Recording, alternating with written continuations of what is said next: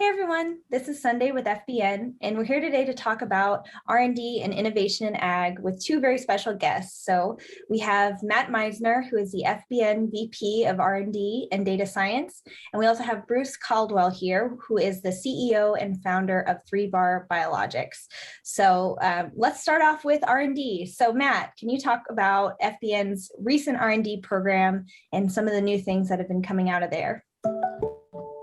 Yeah, definitely. Thanks, Sunday. So FBN's R&D program is really trying to accelerate the path to market for exciting innovations in agriculture broadly. And one of the big areas of focus for us is the biologic space, where we see a ton of interesting innovation going on from a lot of really cool startups like 3Bar here. And really what we're trying to do is accelerate the path to market for those technologies.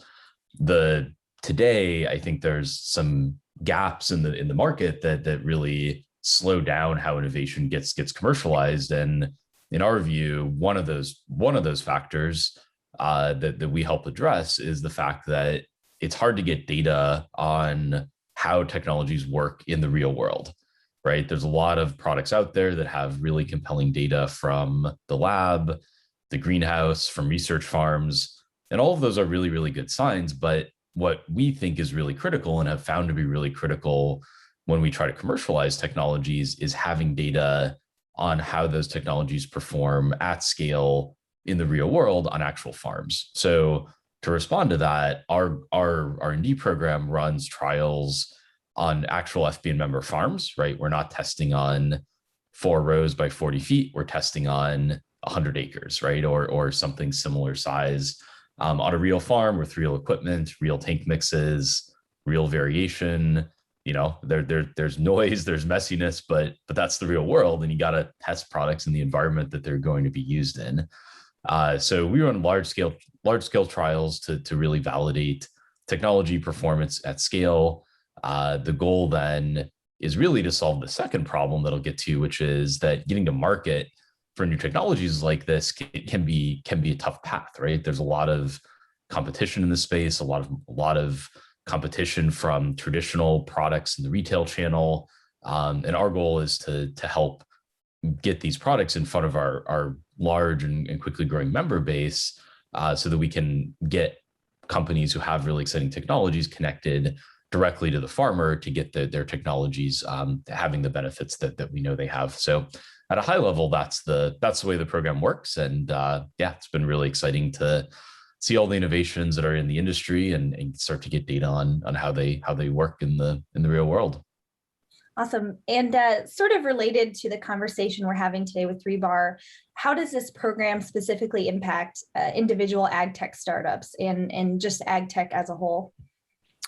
Yeah, it's good. It's a good question. So I think for the individual companies, I think what we really provide is, I think, deeper insight into real world product performance than companies who may not have access to that real world grower network would be able to get on their own, right? It's easy to run trials in the lab. It's easy to run trials on small research farms, and those are really good steps.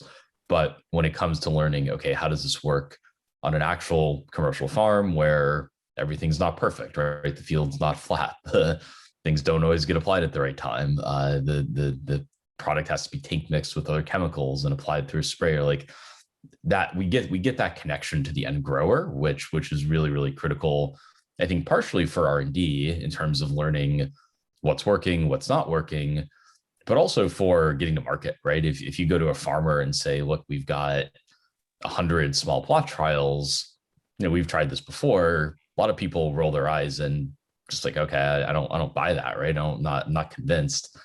On the other hand, if we go to the farmer with, say, look, we've run 20 trials on real farms, here's the 3 that are in your region, have similar soil types, similar agronomic practices, and look, this product is working in the real world on actual farms like you, we have a very, very, very, very, very much better chance of helping the growers see how that could be a good product for their operation. So really, it's about helping provide a platform for innovative startups to get to market, and do so in a way that is really backed up by data. And I think that's something that the biologics industry really needs. There's a ton of products, a lot of really great innovation, but the data on which products work, where they work, when they work, which are the best in certain environments, that's really, really critical for our farmer members, and is a gap that without this on-farm testing, I think is a tough one to fill. So anyway, that's the basic plan.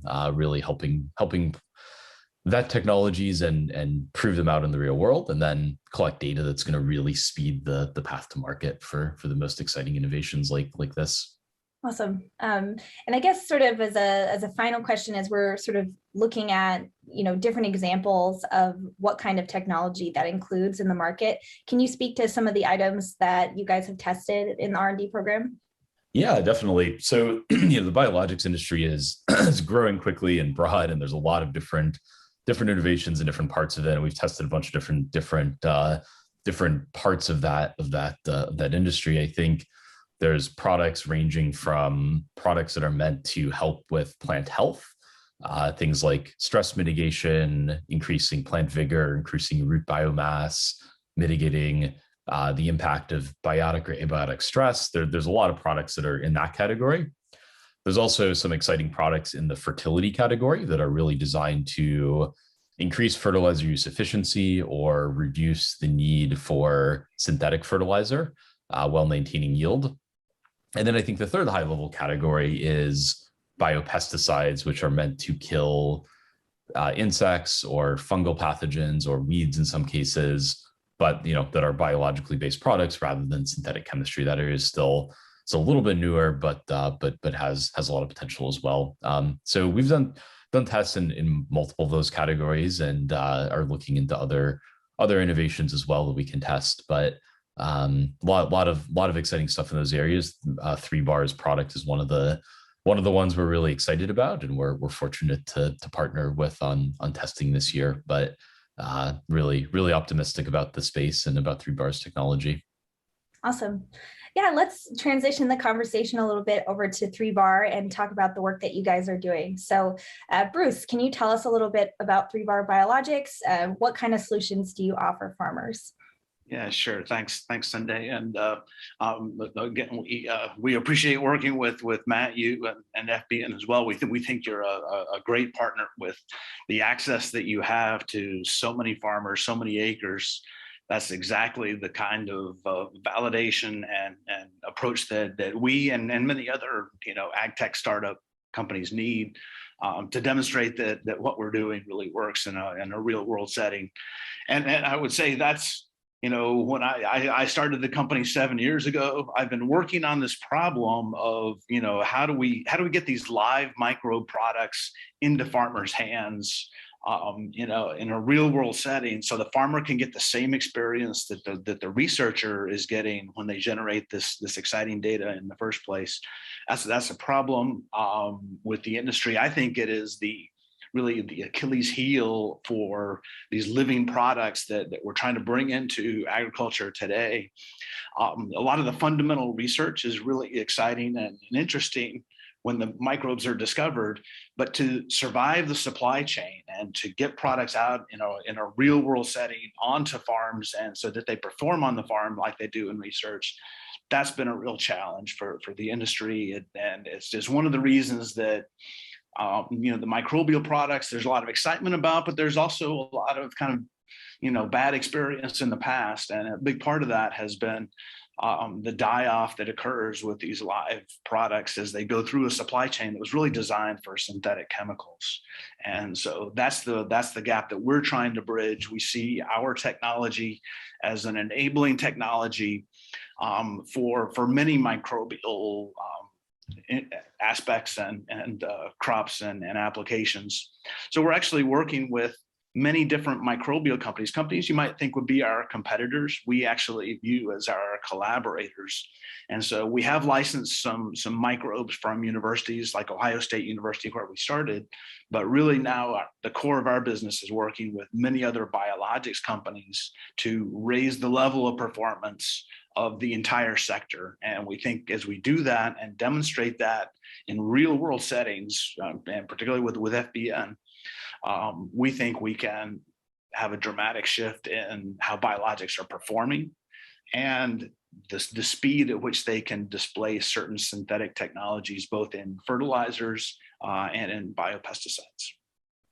Awesome. So let's talk a little bit more about what that looks like in action. So as far as your packaging and delivery, what's that process when you're trying to bring these live little guys out to the farm field?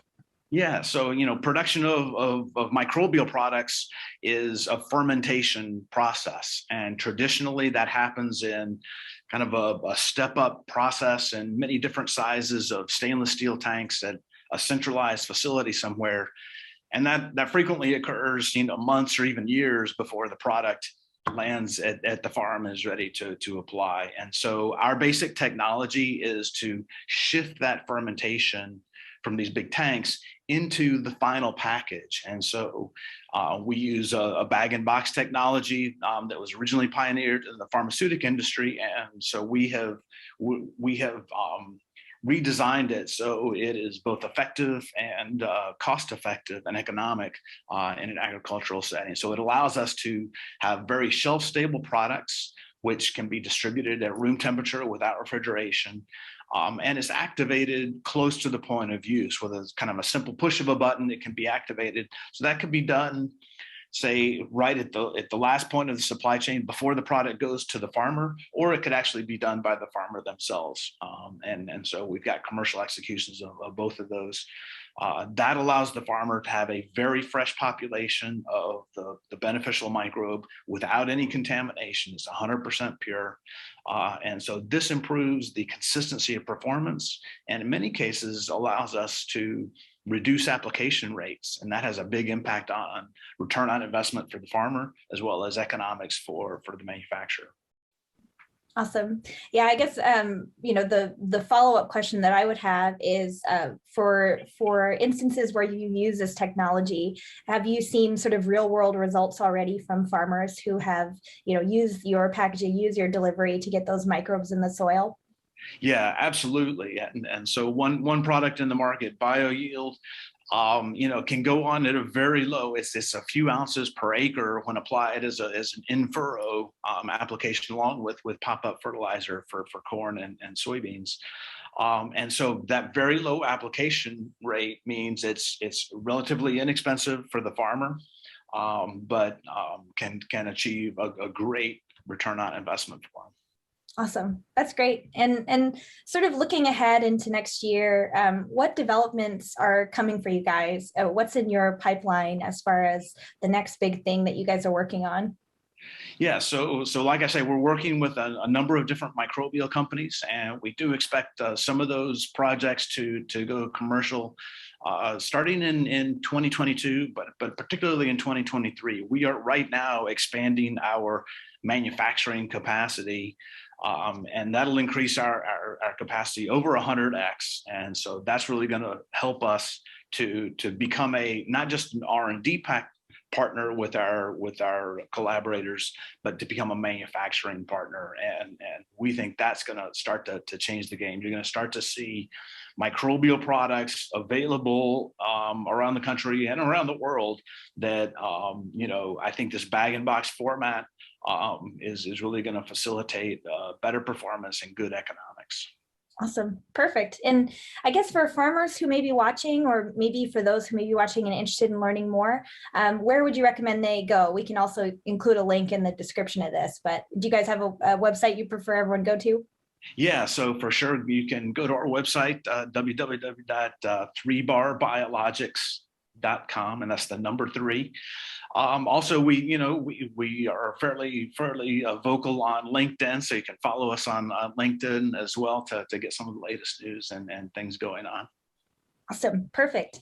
Well, I want to thank you guys both for being here today. I think this was an interesting and sort of fun conversation about what's next. So, we're definitely going to continue to post updates about the R&D program on our social channels, but we'll definitely be hearing some good stuff soon, no doubt. So thank you so much.